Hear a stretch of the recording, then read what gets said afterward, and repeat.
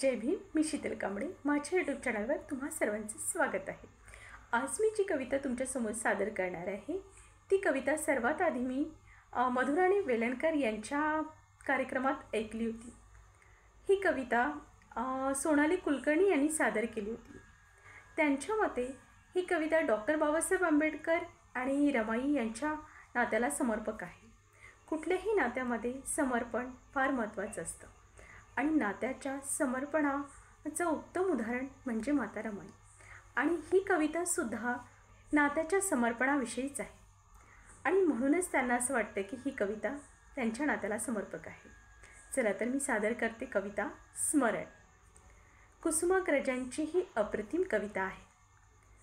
तुझ्या माझ्या दोन उल्का भेट झाली आकाशात, आठवते का? तुझ्या माझ्या दोन उल्का भेट झाली आकाशात, आठवते का? कालियेच्या श्वासापरी घुमसत होती रात, कालियेच्या श्वासापरी घुमसत होती रात, आठवते का?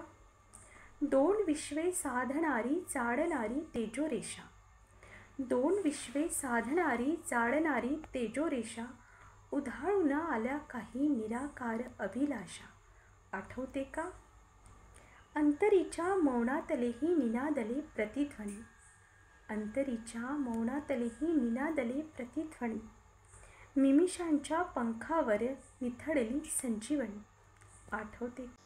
चार क्षण प्रवासात चार युगे सामावली, चार क्षण प्रवासात चार युगे सामावली, अबुदाच्या स्मरणाची दीपमाला उजाडली, आठवते का?